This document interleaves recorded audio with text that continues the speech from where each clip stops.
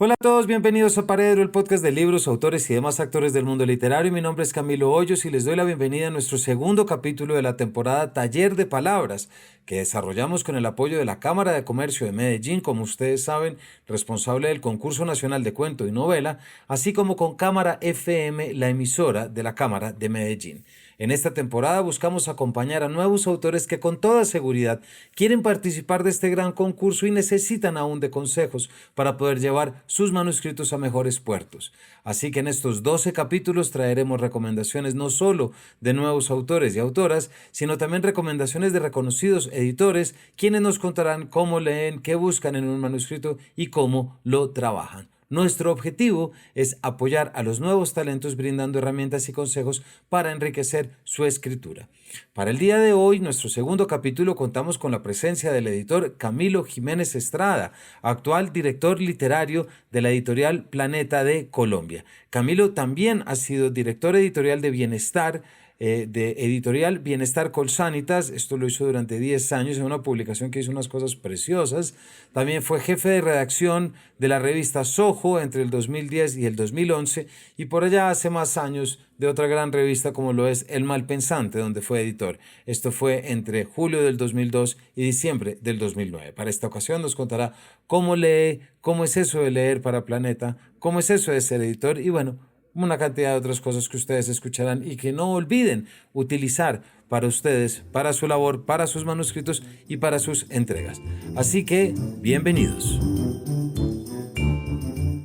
Bueno, Camilo, en primer lugar, bienvenido a Paredro. Muchas gracias, Camilo. Un gusto de verdad estar aquí. Sabes que soy seguidor del podcast desde hace buen tiempo. Muchísimas gracias por esas palabras, Camilo, y además te invitamos como parte de nuestra temporada con la Cámara de Comercio, porque tú estás ya desde hace unos meses, creo que ya cumpliste el año un poco más, como Sí, director literario de la editorial Planeta, que así es. todos sabemos es uno de los grandes sellos en lengua castellana, es uno de los grandes sellos incluso acá. Entonces me interesa mucho que nos cuentes un poquito detrás de bambalinas, lo que pasa en tu mente lectora y en tu despacho de editor para determinar qué entra, qué no entra, qué se deja pasar y qué se trabaja. Siempre Ujú. pensando en estos manuscritos que te llegan, sean manuscritos noveles de escritores que están buscando publicar la primera vez o un libro que te llega que se ha publicado en otra parte y te gustaría incorporar. Entonces, ¿qué te parece, Camilo, si arrancamos por esa pregunta que es sencilla, pero cuya respuesta es compleja de ¿qué buscas tú en un manuscrito cuando te llega y lo empiezas a leer? Yo busco cierta fuerza, cierta vibración en el lenguaje, cierta seguridad en el uso del lenguaje. Eso se percibe como, después de haber leído miles de manuscritos y de títulos, uno percibe cuando un autor tiene garra y tiene deseos. Uno como editor tiene muy poco tiempo para leer.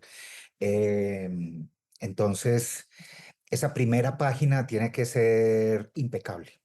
Eh, esa primera página yo recuerdo que Jorge Herralde en alguno de sus textos decía que él lee la primera página, la última y una del medio. Y si esas tres le combinan, se llevaba el manuscrito para su casa y lo leía completo.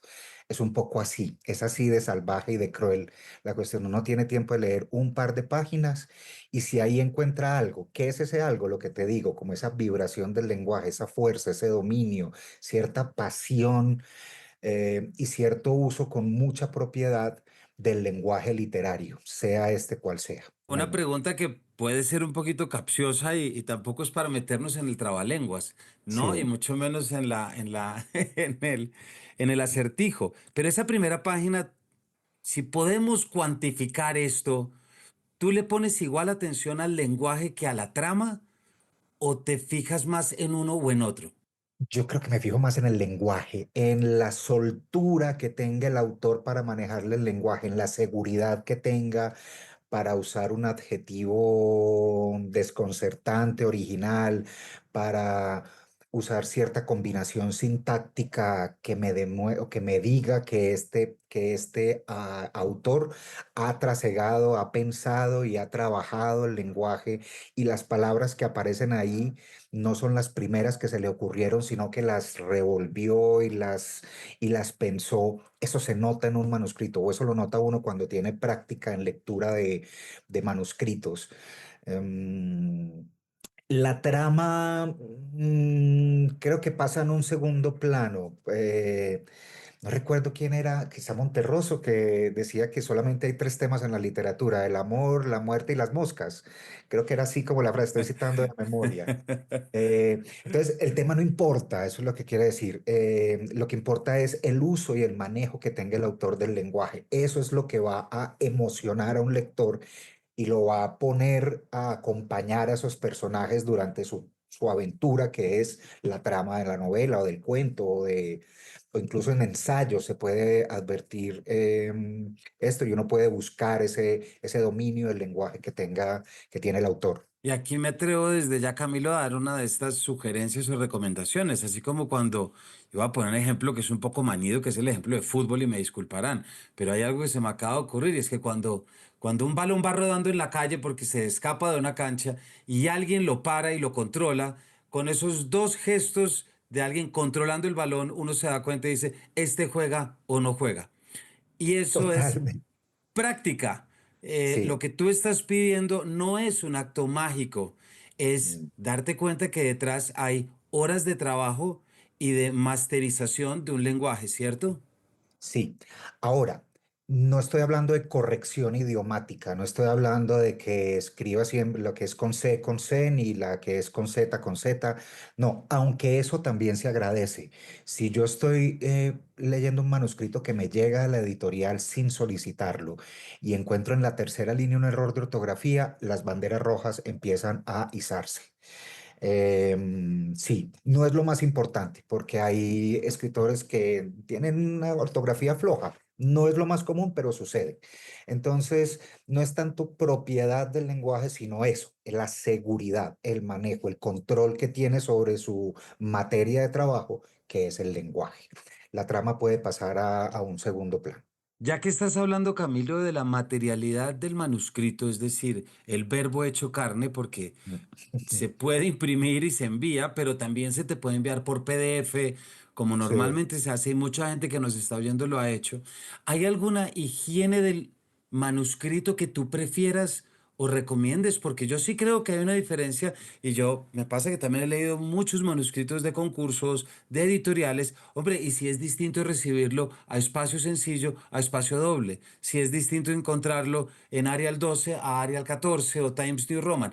¿Hay algo que conecte con tu mirada o tú eres de ese tipo de lectores que conozco que les da igual y que son capaces de concentrarse directamente en la palabra? Lo más básico es lo que siempre se pide en un medio de comunicación, en un concurso, en tal. Márgenes de 3 centímetros a cada lado, más o menos, o de dos, y una letra más o menos, y espacio a 1,5 o 2. Pero, pero si llega espacio sencillo y llega en PDF que no se puede modificar como tan fácilmente o hay que hacer una labor, pues yo leo igual. Lo que sí es que cuando ya primero leo en pantalla esas 2 o 3 primeras páginas, un poco más hacia la mitad y también leo hacia el final, es decir, yo hago como una lectura más o menos aleatoria de algunas páginas y si veo que ahí hay algo, imprimo. Eso sí me parece muy importante y cuando estoy trabajando en edición, editando un manuscrito ya previo a como a la reunión con el autor, donde le voy a hacer como algunas sugerencias, preguntas, le voy a marcar algunas cuestiones de su texto, prefiero hacerlo en papel, prefiero sí hacerlo en papel, porque en papel es como lo van a leer la mayoría de los lectores. Seguramente pues muchos se irán por el ebook, tal, tal, pero sí prefiero el trabajo papel, lápiz. De hecho, nunca uso lápiz rojo porque me parece un poquito agresivo. Uso lápiz normal de tinta y de pronto las preguntas, pues sí marco el signo de interrogación con rojo para identificar que no es un comentario, sino una pregunta o algo. Pero, pero cuando un autor ve su manuscrito, porque yo acostumbro, si imprimo y si voy a trabajar, pues sí acostumbro a marcarlo sí, marco muchas cosas, marco todo lo que se me ocurre, preguntas, comentarios, aciertos que tenga, relaciones con otras obras del autor o sugerencias, vea, porque no lee este ensayo que habla sobre esto y esto le puede servir, o este cuento le puede servir para alimentar un poco esta escena, o simplemente pienso en eso y se lo marco allí. Todo lo hago con lápiz y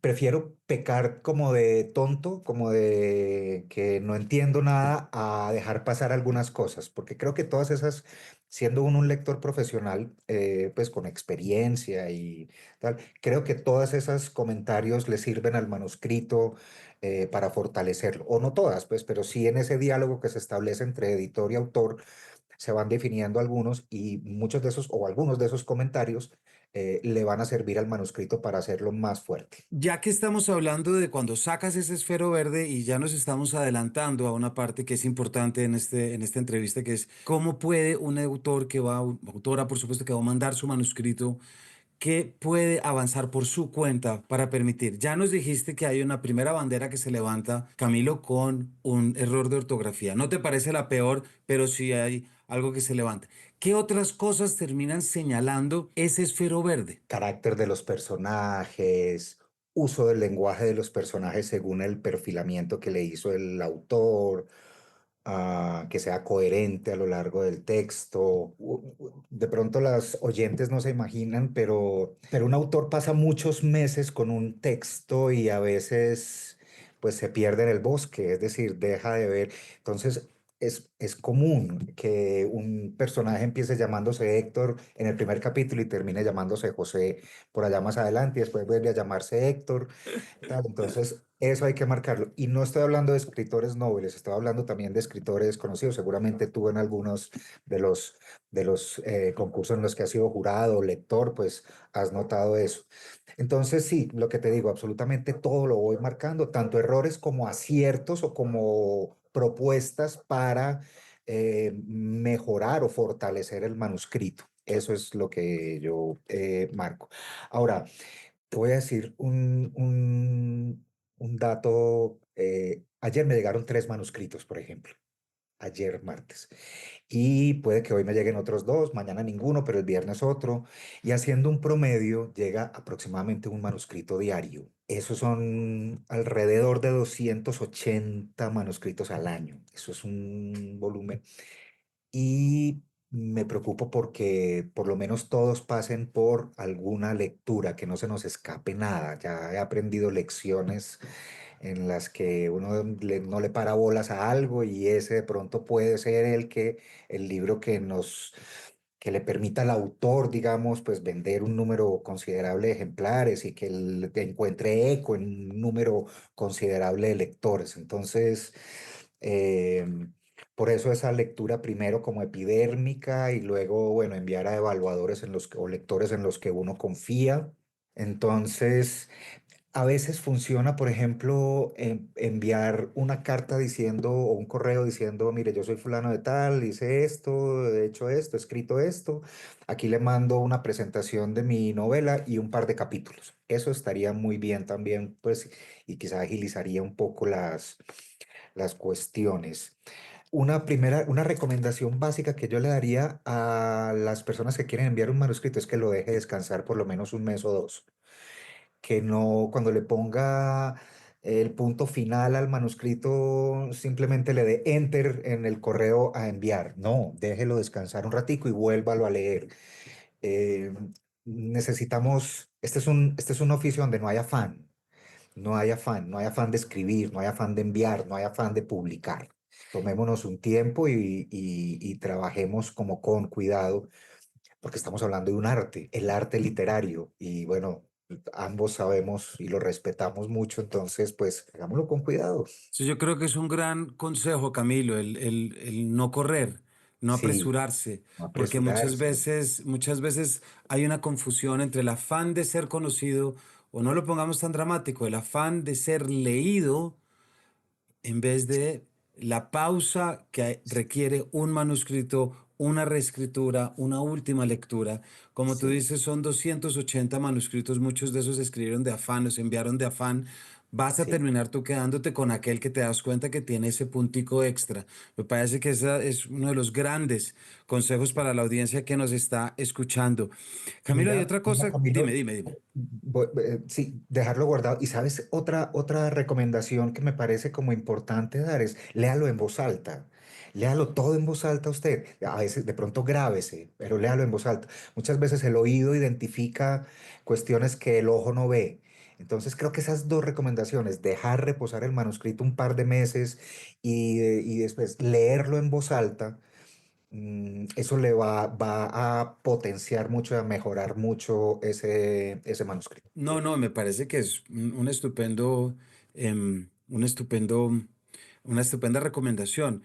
Hay algún problema, algún tema que tú ya reconozcas en estos primeros manuscritos que te llevan? Es decir, hay una constante que ya dijimos, hay cambios y caracteres, pero hay algo como que tú ya hayas identificado y puedas decir, lo decimos con respeto, pero que digas, ah, eso es típico de un primer escritor, eso es típico de un primer manuscrito. No, en este momento, así como en caliente, no sabría decir, pero un lector afilado lo reconoce de inmediato. Es, sí, no, es eso, control y dominio del lenguaje, eso se nota, eso, y de su materia y de su novela. Mira que esas es cuando se trabaja de afán o cuando sí, nos apresuramos a enviar. Muchos autores se arrepienten de eso. Un autor que ambos admiramos y conocemos, que es Juan Gabriel Vázquez, su primera novela o sus dos primeras novelas están borradas de su bibliografía. Justamente por eso, porque él ya al convertirse en un escritor ya, digamos, profesional, muy profesional como es Juan Gabriel, pues ya ve esos primeros intentos que seguramente tenían algo de talento, dejaban ver algo de lo que en lo que se convertiría después Juan Gabriel, pero les faltaba trabajo, pues él mismo se auto modera, para no decir autocensura, porque no es censura propiamente, es simplemente decir, estos libros yo no doy la paternidad sobre ellos, no los reconozco como hijos, simplemente porque fue quizá un trabajo, eh, sí, un poco apurado, un poco por las ganas de eso, de que me lean, de que me conozcan, de empezar a transitar o a empezar a vivir en la República de las Letras que conocemos también. Cosas así pasan, exacto. Camilo, se nos acaba el tiempo, pero hay una última pregunta que te quiero hacer y aquí es donde entran muchas valoraciones, tanto comerciales como editoriales. ¿Cuándo determinas tú que una novela que forma parte de una coyuntura nacional o mundial en este caso, es buen material? ¿Estás pendiente tú de que que puedan resonar las tramas en lo que pase? ¿Cómo piensas editorialmente? Porque eres el director literario y mucha gente se le olvida, pero, y esto lo diré mucho a lo largo de esta serie, una editorial no es una ONG. Exacto, O sea, y no es mi biblioteca personal, eso también lo tengo que tener esa es muy otra claro cosa muy siempre. importante. Y he publicado en este año y medio, y bueno, y en pues, ya 30 años o más como editor, he publicado textos que no son de mi deseo lector, es decir, que no es el tipo de textos, pero pues no estoy organizando mi biblioteca, sino que estoy organizando un catálogo de una editorial comercial en donde tengo que compaginar el carácter comercial de los libros que publicamos con una calidad literaria, mientras más alta, mejor. Entonces, apelo a un universo amplio de lectores, y que el catálogo que estamos construyendo desde el área de ficción de Planeta le hable a multiplicidad de lectores y lectoras. Entonces, em, esto no tiene mucho que ver con gusto. Por eso quizá algunas tramas no son tan importantes o no son tan, o la trama no es tan valiosa en este caso, sino que importa más cómo se acerca el autor al tema. Y esperaría o quiero publicar muchos acercamientos diferentes a muchos temas diferentes. Y ahí estamos dirigiéndonos a un universo lector pues amplio acá en Colombia y Y en ya que Ecuador, que también usaste, publicamos claro, allá. y ya que usaste la palabra, ¿te queda tiempo todavía para leer por placer? Muy poquito, pero sí, me lo tengo que buscar a codazos, sacar así a codazos. Por fortuna, desde hace muchos años soy muy madrugador, entonces en la madrugada leo una hora y media. Por la tarde, al final de la tarde, cuando ya regreso de la oficina, de leer un par de horas o 3 horas allá de cuestiones como de trabajo, vengo acá y intento dedicar media horita o una hora para leer. Bueno, Pero Camilo, muchísimas gracias por este rato. Creo que lo que dejas es una cantidad de enseñanzas y sobre todo de vectores, así los veo, como de direcciones para que la gente tenga en cuenta. Así que te agradezco muchísimo que nos hayas acompañado. a ti por la invitación, Camilo. Siempre un placer es conversar contigo. Gracias a ti, Camilo, por estas palabras y a todos ustedes, gracias por acompañarnos en esta temporada con la Cámara de Comercio de Medellín, en que traemos nuevas voces, pero también recomendaciones de nuestros grandes editores. Gracias por habernos acompañado y nos vemos en una próxima edición de este Paredro.